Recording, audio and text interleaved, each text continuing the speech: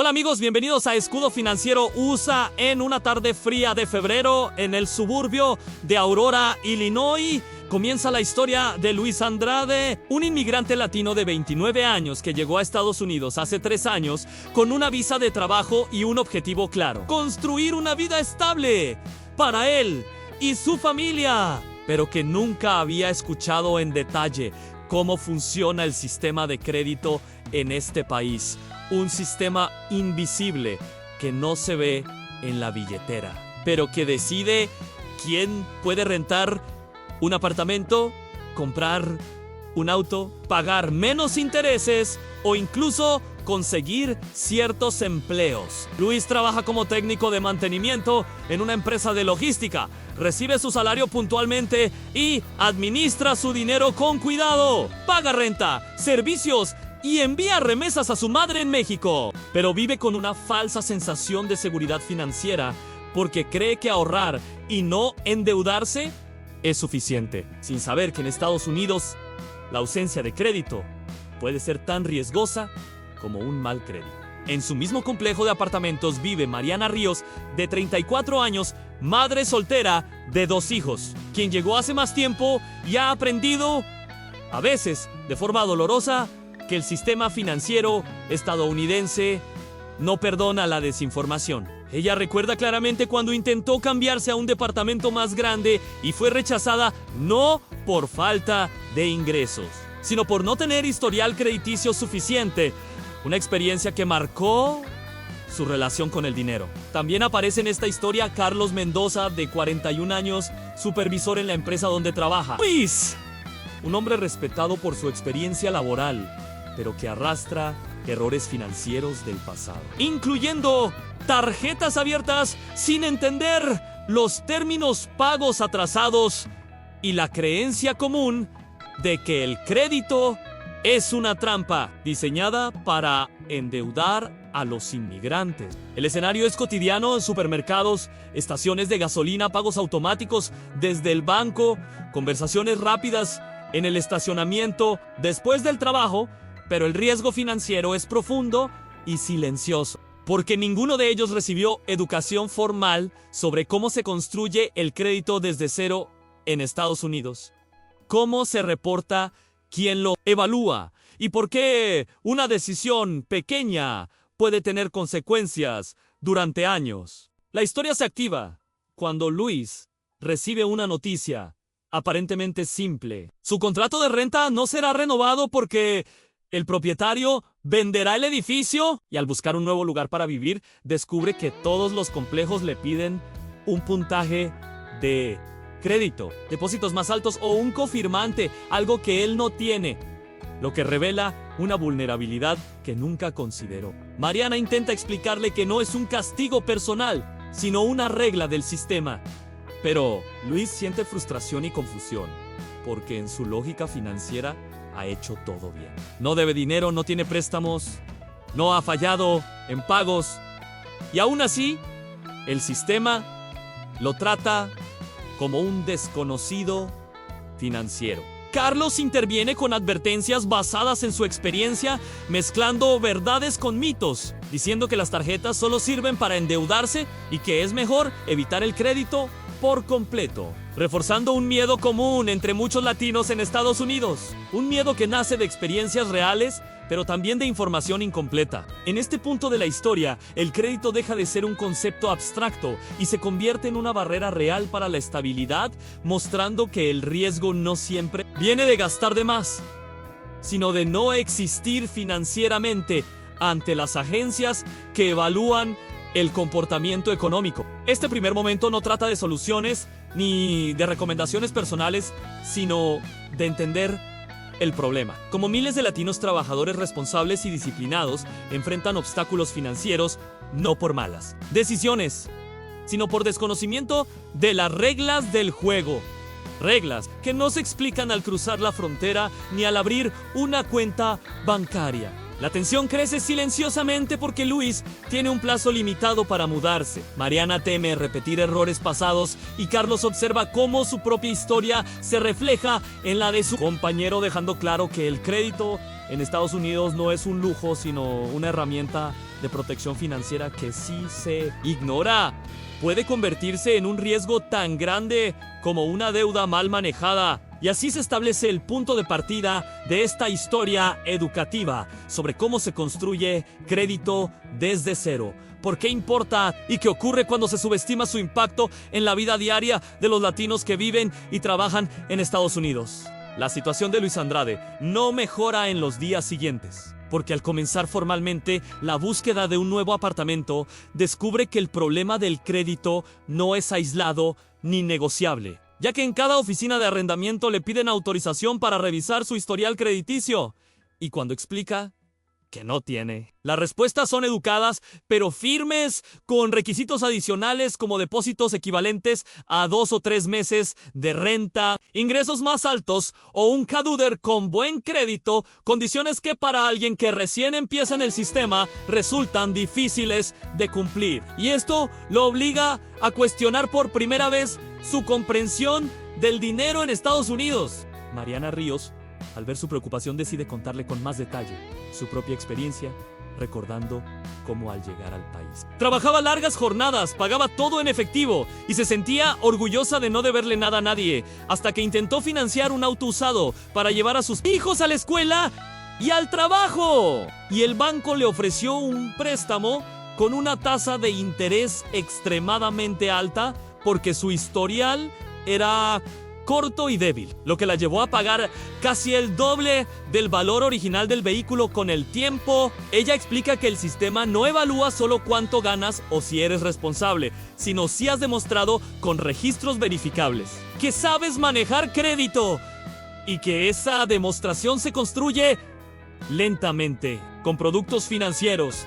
reportados a las agencias de crédito, algo que nadie le explicó cuando abrió su primera cuenta bancaria. Carlos Mendoza escucha la conversación con atención, pero interviene con una postura crítica, diciendo que su problema no fue no tener crédito, sino confiar en instituciones que, según él, siempre buscan aprovecharse del consumidor. Y cuenta cómo aceptó varias tarjetas preaprobadas sin entender los cargos, los pagos mínimos y los intereses variables, acumulando deudas que luego afectaron su puntaje durante años. Lo que refuerza en Luis la confusión entre usar crédito de forma estratégica y caer en un endeudamiento descontrolado. La presión aumenta cuando Luis recibe correos electrónicos automáticos de complejos residenciales rechazando su solicitud. Mensajes impersonales que solo indican que no cumple con los criterios, sin explicar cómo corregir la situación, lo que genera ansiedad porque su fecha límite para desocupar el apartamento se acerca. Y por primera vez considera opciones menos seguras, como rentar habitaciones informales sin contrato, lo que representa otro tipo de riesgo financiero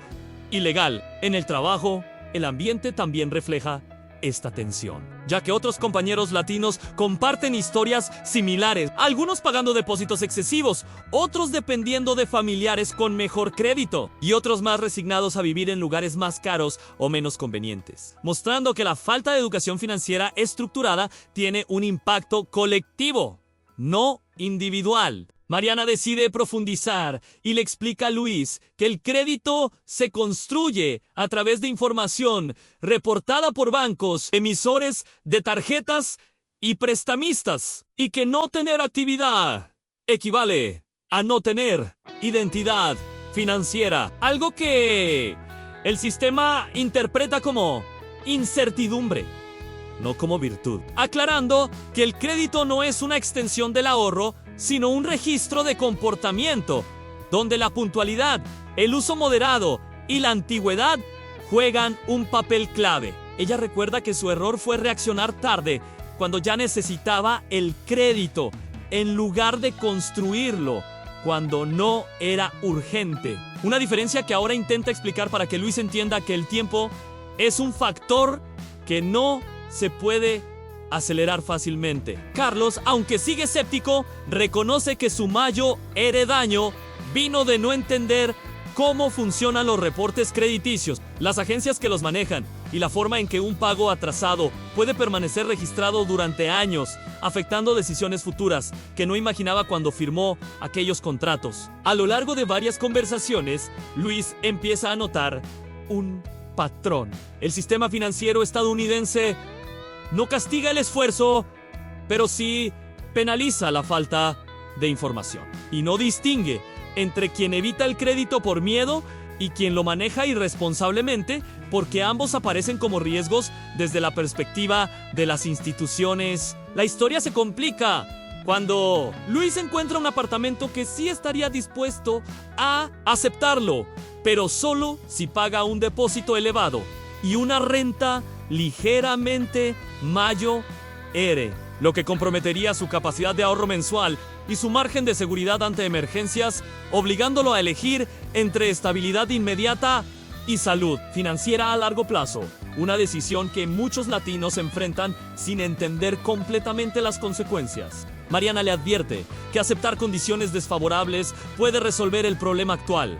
pero no corrige la causa raíz, porque sin historial crediticio seguirá enfrentando barreras similares en el futuro, ya sea para mudarse nuevamente, financiar un vehículo, contratar ciertos servicios o incluso obtener mejores condiciones de seguros. Carlos observa esta situación con una mezcla de empatía y resignación, reconociendo que su rechazo al crédito no lo protegió realmente, sino que lo dejó sin herramientas cuando las necesitó. Una conclusión incómoda que desafía creencias arraigadas en su forma de ver el dinero. Mientras tanto, Luis empieza a investigar por su cuenta, leyendo términos como credit score, credit report y payment history. Pero se da cuenta de que la información disponible suele ser confusa, contradictoria o presentada desde la perspectiva de productos financieros específicos, lo que dificulta distinguir entre educación y promoción. Este segundo acto de la historia no ofrece soluciones inmediatas ni fórmulas mágicas, sino que expone con claridad las presiones reales que enfrentan los latinos en Estados Unidos cuando interactúan con un sistema crediticio diseñado bajo supuestos culturales y financieros distintos, mostrando cómo el desconocimiento no solo genera estrés, sino decisiones apresuradas que pueden tener efectos duraderos. Luis se encuentra en un punto crítico, atrapado entre la urgencia de resolver su situación habitacional y la comprensión emergente de que el crédito no es un enemigo ni un aliado automático, sino una herramienta neutral que puede proteger o perjudicar dependiendo de cómo se entienda y se utilice. Y esta tensión prepara el terreno para las consecuencias que vendrán si las decisiones se toman sin una comprensión completa del sistema. La presión acumulada finalmente empuja a Luis Andrade a tomar decisiones sin una comprensión completa de sus efectos. Y es ahí donde el crédito, que hasta ahora era solo una barrera administrativa, empieza a generar consecuencias financieras concretas. Porque al aceptar el apartamento con depósito elevado y renta más alta, reduce su capacidad de maniobra mensual, dejando su presupuesto mucho más ajustado y vulnerable a cualquier imprevisto, como una reparación del auto o una reducción temporal de horas en el trabajo, algo común en su industria. En ese contexto, recibe por correo una oferta de una tarjeta de crédito para o principiantes con un límite bajo y aprobación casi garantizada. Y aunque al principio duda por las advertencias de Carlos Mendoza, la urgencia lo lleva a aceptarla sin entender del todo cómo funciona el reporte, los ciclos de facturación y el impacto del uso del límite disponible, creyendo que basta con pagar el mínimo para cumplir, una suposición que no es ilegal ni irresponsable en apariencia, pero que tiene efectos técnicos importantes en su historial. Luis comienza a usar la tarjeta para gastos cotidianos como gasolina, supermercado y algunos pagos imprevistos derivados de la mudanza, y aunque no gasta más de lo que gana, mantiene un saldo cercano al límite porque su flujo de efectivo ya está comprometido por la renta elevada, lo que provoca una utilización alta del crédito, un factor que las agencias interpretan como mayor riesgo, algo que él desconoce completamente. Al mismo tiempo, por un error de sincronización entre su cuenta bancaria y la fecha de corte, un pago se registra con retraso de varios días, lo que genera un cargo adicional y un registro negativo que queda documentado en su reporte crediticio. Un evento pequeño en apariencia, pero con efectos desproporcionados para alguien con historial corto. Mariana Ríos, al enterarse, reconoce el patrón con preocupación, porque vivió algo similar cuando empezó, y explica que en un historial incipiente, cada movimiento pesa más, ya que no hay años de comportamiento positivo que amortigüen un error, lo que significa que el sistema no evalúa intenciones,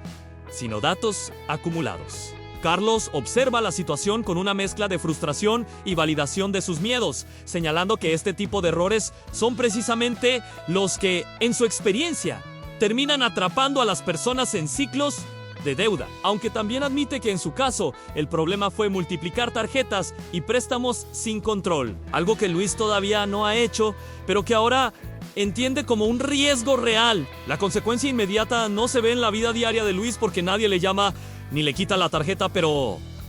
semanas después, cuando intenta contratar un plan de telefonía más económico y financiar un equipo, la empresa le exige un depósito adicional debido a su perfil crediticio, una señal clara de que su información financiera ya está siendo evaluada y categorizada por sistemas automatizados. Este tipo de situaciones se repiten cuando intenta cotizar un seguro de auto con mejores condiciones, encontrándose con primas más altas,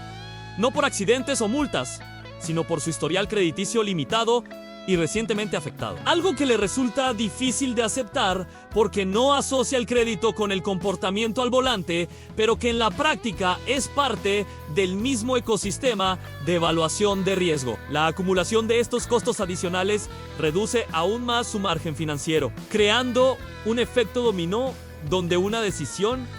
inicial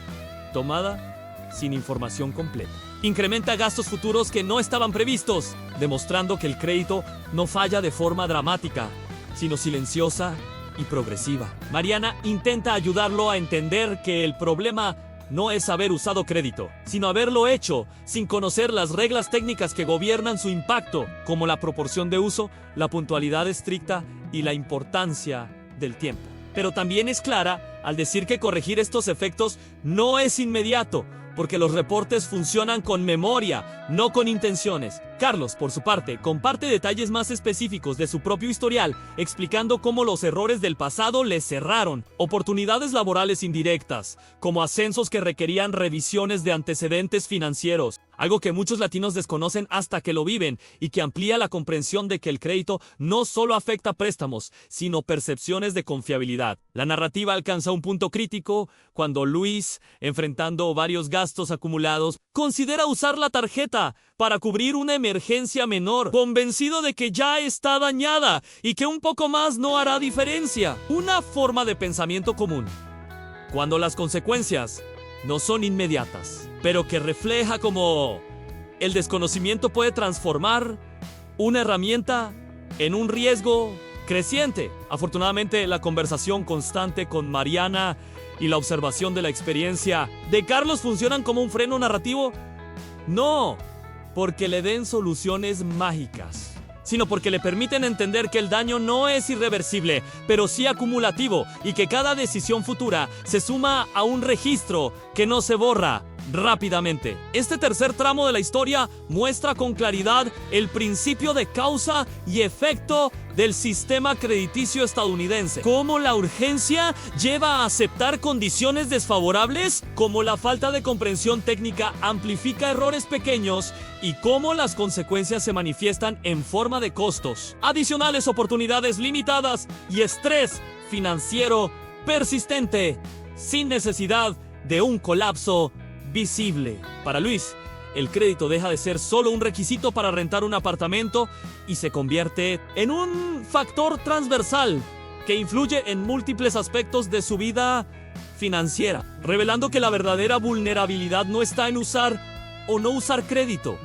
sino en hacerlo sin entender cómo cada acción es registrada, evaluada y utilizada por un sistema que no explica, no advierte y no espera, preparando así el terreno para una reflexión más profunda sobre cómo reconstruir estabilidad y protegerse financieramente en el futuro. Con el paso de los meses, la historia de Luis Andrade entra en una fase de reflexión que no borra los errores ni elimina de inmediato las consecuencias, pero sí transforma su comprensión del sistema financiero en el que vive, porque al observar cómo cada decisión queda registrada y cómo el tiempo juega un papel central. Empieza a entender que el crédito en Estados Unidos no es un juicio moral ni una recompensa al sacrificio, sino un mecanismo estadístico que mide comportamientos pasados para anticipar riesgos futuros. Mariana Ríos, al compartir su propia evolución, le explica que uno de los aprendizajes más duros fue aceptar que el crédito no responde a lo que una persona merece, sino a lo que está documentado, y que esa documentación se construye con consistencia, no con urgencia, lo que cambia la narrativa de culpa por una de responsabilidad informada. Carlos Mendoza, desde su experiencia, aporta una lección distinta pero complementaria, reconociendo que su rechazo absoluto al crédito no lo protegió, sino que lo dejó sin opciones cuando más las necesitó, demostrando que el miedo, aunque comprensible, también tiene un costo financiero cuando impide aprender las reglas del entorno. En este punto de la historia, el foco ya no está en el apartamento, la tarjeta o el seguro, sino en la comprensión de que el sistema crediticio es una infraestructura invisible que atraviesa múltiples áreas de la vida cotidiana, desde la vivienda hasta los servicios básicos, y que ignorarla no la desactiva, sino que deja a la persona expuesta a decisiones unilaterales tomadas por algoritmos y políticas internas. Luis reconoce que su mayor error no fue aceptar una tarjeta o pagar tarde una vez, sino entrar al sistema sin entender cómo se mide el riesgo, cómo se ponderan los factores y cómo el historial corto amplifica cualquier desviación. Una realidad que afecta especialmente a inmigrantes y personas nuevas en el país. Mariana subraya que uno de los riesgos más comunes es confundir estabilidad laboral con estabilidad financiera, porque aunque los ingresos sean constantes, la falta de historial documentado limita la capacidad de negociar mejores condiciones, lo que a largo plazo encarece la vida y reduce el margen de protección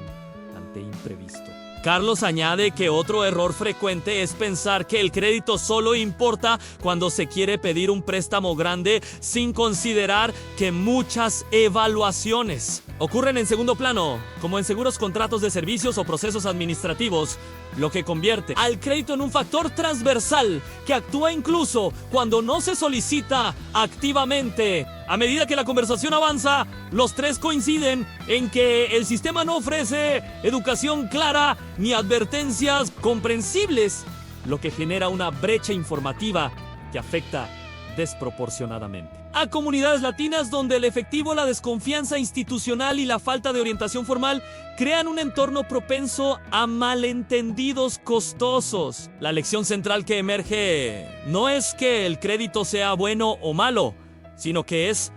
predecible y que entender su lógica reduce la incertidumbre, aunque no elimine los desafíos, porque permite anticipar consecuencias en lugar de reaccionar a ellas. Luis empieza a ver su historial no como una etiqueta permanente, sino como una narrativa en construcción, donde cada mes añade información que será evaluada con el tiempo, una perspectiva que no minimiza los errores, pero los contextualiza dentro de un proceso más largo. Mariana destaca que el verdadero punto de inflexión ocurre cuando una persona deja de actuar solo para resolver la urgencia inmediata y comienza a considerar cómo cada acción se proyecta hacia el futuro, entendiendo que el crédito premia la previsibilidad más que la perfección. Carlos finalmente reconoce que si hubiera tenido esta comprensión antes, habría cuestionado ciertas decisiones, no desde el miedo, sino desde el análisis, evitando confundir acceso con capacidad y oportunidad con obligación. El cierre de esta etapa no ofrece soluciones rápidas ni promesas de recuperación inmediata, porque la realidad del sistema crediticio no funciona así. Pero si deja una enseñanza clara y transferible, la protección financiera en Estados Unidos no depende solo de cuánto se gana o cuánto se ahorra, sino de qué también se entiende y se gestiona la información que otros usan para evaluarte. La historia de Luis, Mariana y Carlos se convierte así en un espejo educativo para muchos latinos que viven situaciones similares, mostrando que el primer paso hacia la estabilidad no es tomar decisiones perfectas, sino comprender el terreno en el que se camina, reconociendo que el crédito, aunque silencioso, influye constantemente y que la falta de conocimiento no es neutral, sino un riesgo financiero en sí mismo. Al llegar al final de esta historia, es importante detenerse y observar el recorrido completo de Luis Andrade, Mariana Ríos y Carlos Mendoza, no como casos aislados, sino como representaciones de situaciones reales que viven millones de latinos en Estados Unidos, donde el esfuerzo, la disciplina y el trabajo constante no siempre se traducen automáticamente en protección financiera si no van acompañados de comprensión del sistema. A lo largo de esta narrativa, hemos visto cómo el crédito puede convertirse en una barrera, no por mala intención, sino por desconocimiento, y cómo las consecuencias no suelen ser inmediatas ni dramáticas, sino acumulativas y silenciosas, manifestándose en forma de costos más altos, menos opciones y mayor vulnerabilidad ante imprevistos. Este contenido educativo es traído para ustedes por Escudo Financiero. Usa un espacio enfocado en explicar de manera clara y neutral cómo funcionan las reglas financieras en este país, especialmente para la comunidad latina, que muchas veces queda fuera de estas conversaciones. La intención no es decirle a nadie qué decisión tomar, sino ofrecer contexto, lenguaje y estructura para que cada persona pueda entender mejor el entorno en el que opera y reconocer riesgos antes de que se materialicen. La historia de Luis no termina aquí, porque el crédito, como cualquier registro, se construye con el tiempo, pero su mayor cambio